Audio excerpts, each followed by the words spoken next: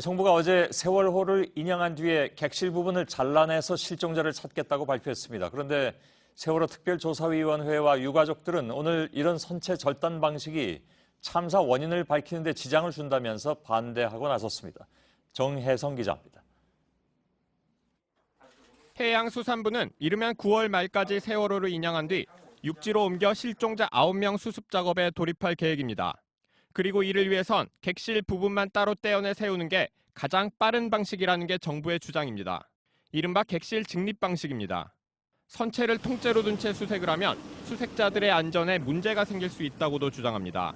하지만 세월호 특별조사위원회는 이런 발표에 반발하고 있습니다. 선체를 훼손해버리면 어떤 구조적인 문제로 세월호가 침몰했는지 알 수 없게 된다는 겁니다. 해수부가 인양된 세월호 선체를 이렇게 절단하겠다고 하는 것은 세월호 선체 조사를 근본적으로 불가능하게 만드는 것이고요. 유가족들은 객실을 자르고 세우는 과정에서 실종자들도 함께 훼손될까 봐 우려합니다. 절단하게 되면은 그 신체 일부, 그다음에 아이들이 훼손될 우려가 있습니다.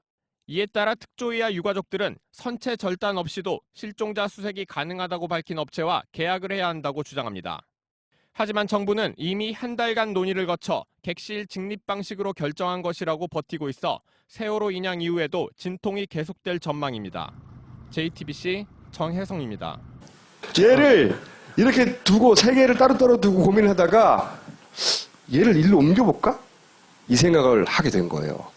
믿기지 않는 일이 벌어졌습니다. 옮깁니다. 해군 레이더 항정이에요. 얘의 위치에 얘를 끌고 내려와 봅니다.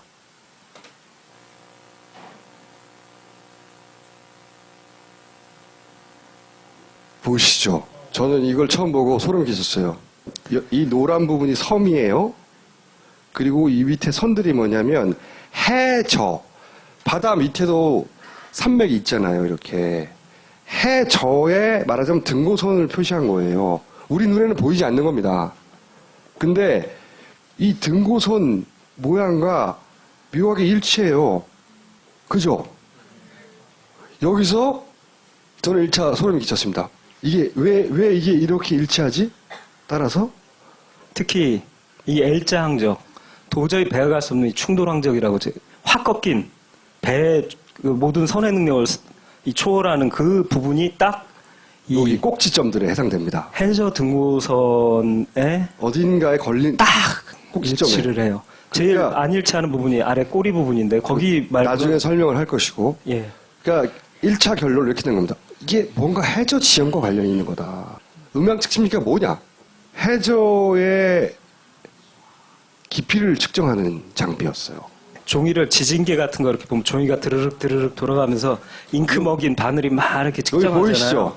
이렇게 기록되는 네. 거죠. 해저의 지형들이. 네, 저걸 딱 키면 자기가 지금 아래 해저 지형이 선박에서 자기가 다 알 수 있는 거예요. 네. 배 밑에 지형을 기록하는. 자. 근데 여기서 중요한 거는 이게 뭔가 해저 지형과 관련이 있다. 또 한 포인트를 찾은 거죠. 그래서 김 감독이 그 다음에 한 거는 국립해양조사원에서 이 일대에 해저 지형도를 만들어 놓은 걸 입수를 했어요.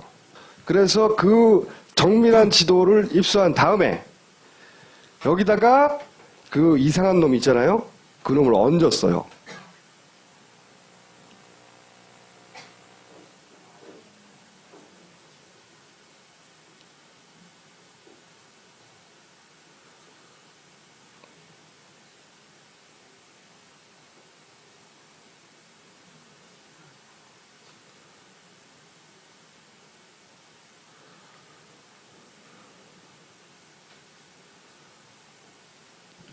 이 바닷속 지형을 그대로 따라갑니다.